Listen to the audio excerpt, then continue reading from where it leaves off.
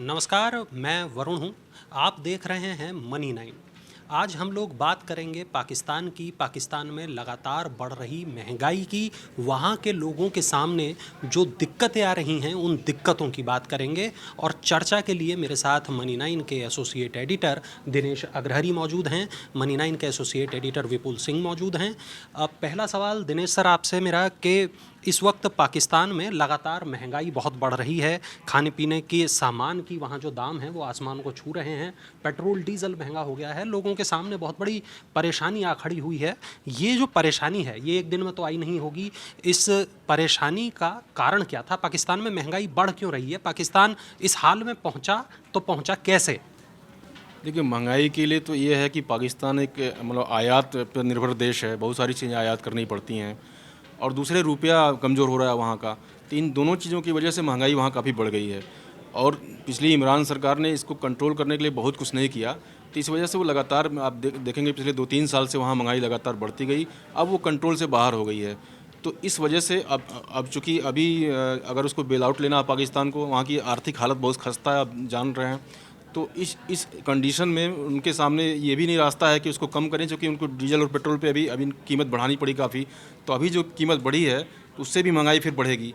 तो मतलब उसके सामने फ़िलहाल महंगाई कंट्रोल करने का कोई रास्ता नहीं दिख रहा है और ये काफ़ी लंबे से समय से चल रही है। बाकी हमारे विपुल जी बताएंगे इसके बारे में। विपुल सर, पाकिस्तान पर विदेशी कर्ज का बोझ भी बहुत है। फॉरेक्स रिजर्व भी वहाँ निचले स्तर पर पहुँच गया है। जो ज़रूरी सामान है लोगों को वो नहीं मिल पा रहे हैं। रिपोर्ट्स बार बार ये कह रही हैं, आंकड़े बार बार यही तस्दीक कर रहे हैं कि पाकिस्तान के लोग बहुत संकट में हैं। और ये जो पूरा संकट है सर, ये कैसे पैदा हुआ और चीन का इस संकट के साथ क्या कनेक्शन है? देखिए, लगातार अभी तक अपने दर्शकों को हम बता दें कि पाकिस्तान 1958 से लेकर अब तक 22 बार जो है वो आईएमएफ से बेल आउट ले चुका है।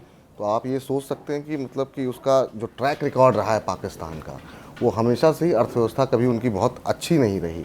और ज़्यादातर जो नीतियाँ रहीं वो इस बात पर रहीं कि कैसे हम डॉलर ले लें, लेकिन जो है उसको किस तरह से इन्वेस्ट करना है उसको लेके कोई एक ऐसी सरकार नहीं बनी वहाँ पर जो कि। और एक और इंटरेस्टिंग बात यह है कि जो वहाँ पर मिलिट्री शासन रहा है उससे ज़्यादा कर्जा जो है, जो वहाँ की जो सिविल गवर्नमेंट रही है उस दौरान क्राइसिस जो है वो ज़्यादा बढ़ी है। अब जरा कुछ एक आंकड़े जरा हम चाहेंगे कि अपने दर्शकों को हम बता दें कि एक साल के अंदर इनका जो फॉरेक्स रिजर्व है वो लगभग आधा हो चुका है, क्योंकि लगातार विदेशी निवेशक निकल रहे हैं तो लगातार और चीज़ें महंगी हो रही हैं और इंपोर्ट आप कर रहे हैं। तो फॉरेक्स रिजर्व जो कि 20 बिलियन के आसपास का था 2021 में, अब वो 10.1 बिलियन के आसपास आ गया है।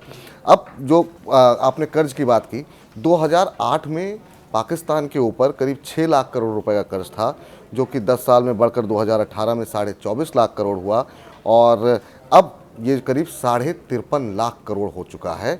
और अकेले इमरान खान की जो सरकार 2018 में आई, उनके समय में करीब 23.7 लाख करोड़ रुपए का कर्ज खाली इमरान खान की सरकार ने लिया।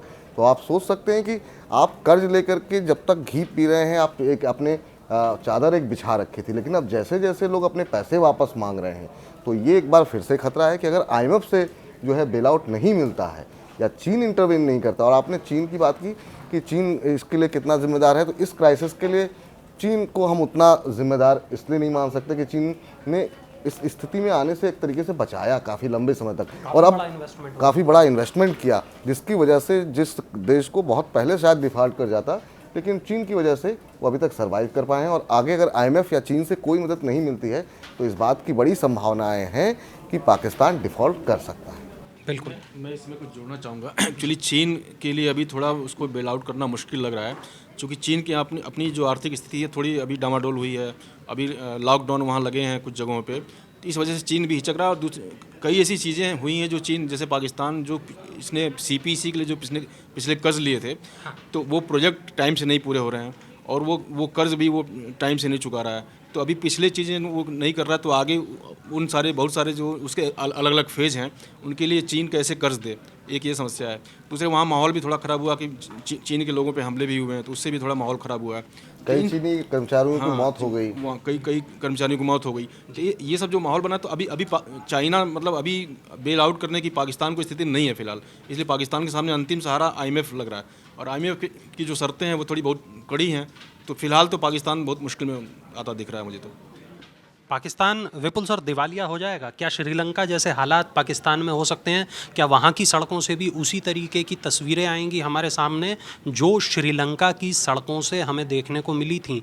क्या वहाँ पे भी गृह युद्ध जैसे हालात बन जाएंगे? क्या वहाँ पे भी आटे की, पेट्रोल की, दूध की, सब्जियों की कीमतें उसी स्तर पर चढ़ी जाएंगी जैसे श्रीलंका में हुई? अभी 2 दिन पहले पाकिस्तान के एक पूर्व क्रिकेटर है, उन्होंने ट्वीट करके बताया कि पेट्रोल पंप पे पेट्रोल मिलना बंद हो गया है, एटीएम से पैसे नहीं निकल रहे हैं।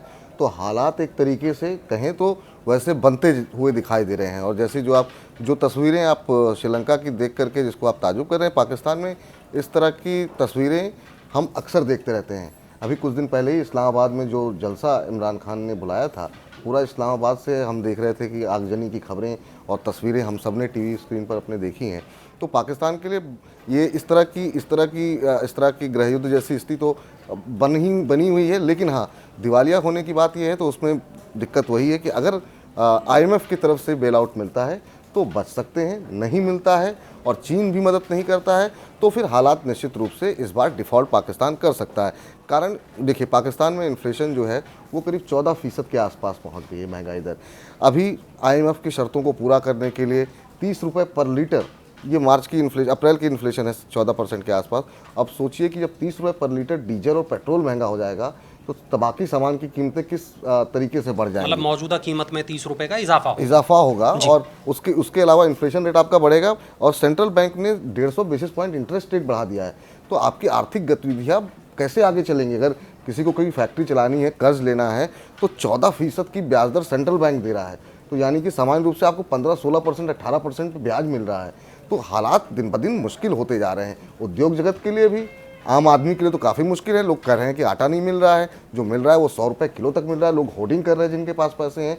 तो स्थितियाँ एक तरीके से बहुत वर्स्ट होती हुई पाकिस्तान की दिखाई दे रही हैं। अब वो कैसे संभलती हैं, क्योंकि इमरान खान के पास एक मौका था, लेकिन उन्होंने जो सब्सिडी दे करके पेट्रोल डीजल पर वो मौका गंवा दिया। क्योंकि अगर हो सकता है आईएमएफ से जो बेल आउट है वो पहले मिल सकता था और इसीलिए शहबाज शरीफ जो नई गवर्नमेंट आई उन्होंने भी कोशिश की कि पहले सब्सिडी वापस ना की जाए, क्योंकि पॉलिटिकली इसका हमेशा नुकसान होता है। और लेकिन आखिरी में आईएमएफ की शर्तों को मानने के अलावा कोई और विकल्प बचा नहीं। बिल्कुल सर, बार बार बात हो रही है आईएमएफ की, आईएमएफ के द्वारा पाकिस्तान की मदद की।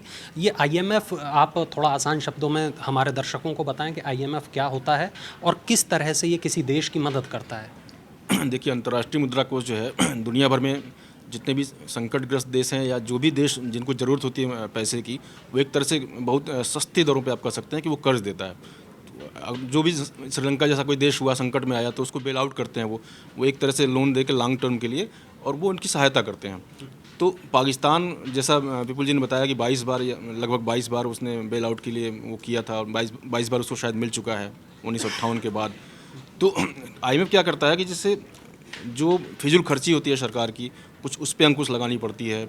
कुछ सब्सिडीज होती है, जो ऐसी सब्सिडीज मान लीजिए जो लोक लुभावन योजनाएं सरकार चलाती है जनता को लुभाने के लिए, वोट लेने बटोरने के लिए, उस तरह की योजनाओं पे कटौती करनी पड़ती है। पेट्रोल डीजल पे अगर सब्सिडी है तो उसमें कटौती करनी पड़ती है। तो यहाँ भी पाकिस्तान थोड़ा दोहरा चक्र में फंसता मुझे दिख रहा है, क्योंकि जब अगर पेट्रोल डीजल पे सब्सिडी फिर कटौती करेंगे, रेट और बढ़ाएंगे तो महंगाई और ज़्यादा शूट करेगी। तो एक तरह से ये पाकिस्तान के लिए डबल ट्रैप होगा। और इससे आगे मैं थोड़ा जोड़ना चाहूँगा कि पाकिस्तान के पास जो जैसे पिपुल बता रहे थे कि 8 से 10 बिलियन डॉलर का मेरे ख्याल से उसका जो विदेशी मुद्रा भंडार बचा है 10, अभी शायद और कम हो गया, इधर हाल का मैं आंकड़ा देख रहा था, तो 8 के आसपास है मान लीजिए। तो वो सिर्फ 1-1.5 महीने का है उसके पास इंपोर्ट करने के लिए। तो अगर अब बहुत सारी चीज़ें पाकिस्तान को इंपोर्ट करनी पड़ती है। अभी उसने कारों पे, लग्जरी कारों पे इंपोर्ट बैन लगाया है, तो वो बैन नहीं कर पाया पाकिस्तान। जब चीज़ें जब आयात नहीं होंगी, आयात पे बैन है और बहुत सारी चीज़ें अब आयात नहीं करोगे जनता की ज़रूरत के लिए, तो फिर वो हाहाकार की स्थिति मचेगी। वो श्रीलंका जैसी स्थिति बन रही। श्रीलंका में यही था कि आप आयात नहीं कर सकते थे, आपके पास पैसे नहीं थे, फारिग भंडार नहीं था आपके पास। तो पाकिस्तान की स्थिति एक डबल ट्रैप में फंसती दिख रही है। और सबसे बड़ी बात यह है कि जब अभी जो आप बता रहे थे आईएमएफ का जिक्र कर रहे थे, आईएमएफ भी ट्रैक रिकॉर्ड देखता है। भाई इतनी कड़ी शर्तें हो सकता है किसी और देश के लिए ना हो, लेकिन आप 22 बार आपको बेल आउट किया गया, फिर आपकी जो सरकार की किस तरीके से खर्च कर रही है, ये तमाम ट्रैक रिकॉर्ड जब देखे जाते हैं और पाकिस्तान का जब ट्रैक रिकॉर्ड देखा जाएगा तो निश्चित रूप से आईएमएफ कोई दान नहीं दे रहा है, उसको भी अपने पैसे वापस, तो आप किस तरीके से वो पैसे वापस करेंगे ये ट्रैक रिकॉर्ड भी तो चेक किया जाएगा। अभी अगर देखें तो सिर्फ आईएमएफ का कर्जा 1.4 लाख करोड़ रुपए का हो चुका है पाकिस्तान के ऊपर आईएमएफ का कर्जा, और अभी ये उम्मीद कर रहे हैं कि 600 करोड़ रुपए, 600 करोड़ डॉलर जो है वो इनको और मिले, ताकि मतलब इनकी आर्थिक स्थिति जो है वो थोड़ी बेहतर हो सके। अब टोटल जो इस समय विदेशी कर्जा है, मैं एक लाइन और जोड़ दूं, वो इनकी टोटल इकोनॉमी साइज का 80% हो चुका है, यानी जितनी आपकी अर्थव्यवस्था है उसका 80% सिर्फ आपके ऊपर विदेशी कर्ज, मतलब रिस्क वाले जोन में पहुंच चुके हैं। बिल्कुल। अच्छा, एक चीज़ और मैं जोड़ूंगा इसमें, आईएमएफ वाले में बड़ी बड़ी दिलचस्प बात यह है कि आईएमएफ को ये शक है कि जो ये पाकिस्तान जो कर्ज ले रहा है तो उसमें बड़ा हिस्सा जो चाइना का जो कर्ज है उसको कहीं ना कहीं पिछले दरवाजे से चुकाने में वो लगा रहा है। तो इसलिए आईएमएफ कड़ी सतर्क रख रहा है, भैया आप जो हम आपको कर्ज दे रहे हैं वो कैसे, आप कहाँ दे रहे हैं और आपका चाइना को आप कर्ज कैसे चुका रहे हैं, उसकी पूरी ट्रांसपेरेंसी चाहिए उसको। वो चीज़ ये नहीं कर, पाकिस्तान के जो मौजूदा राजनीतिज्ञ हैं वो नहीं कर पा रहे हैं। तो यहाँ भी मामला थोड़ा फंसता दिख रहा है। जब तक आईएमएफ को ये चीज़ पुख्ता उसको नहीं सबूत नहीं मिल जाएगा, विश्वास नहीं मिल जाएगा कि हम जो कर्ज दे रहे हैं वो सही जगह इस्तेमाल होगा, तब तक फिर आगे बेल आउट मिलना मुश्किल है, हमको लगता है। बिल्कुल।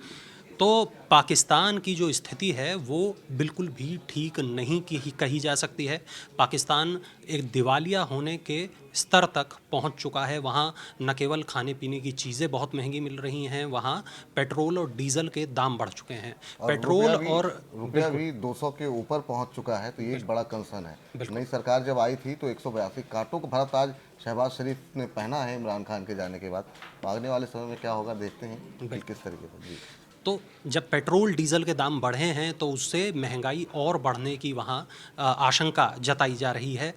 तो तमाम ऐसे चक्रव्यूह में फंसता हुआ पाकिस्तान दिखाई दे रहा है। इस चक्रव्यूह से पाकिस्तान कैसे निकलेगा ये देखने वाली बात होगी। क्या आईएमएफ उसको कर्जा देगा तो कितना कर्जा देगा, क्या पिछले कर्जे को पाकिस्तान चुका पाएगा, ये वो तमाम सवाल हैं जिनका जवाब वक्त के साथ ही मिल पाएगा।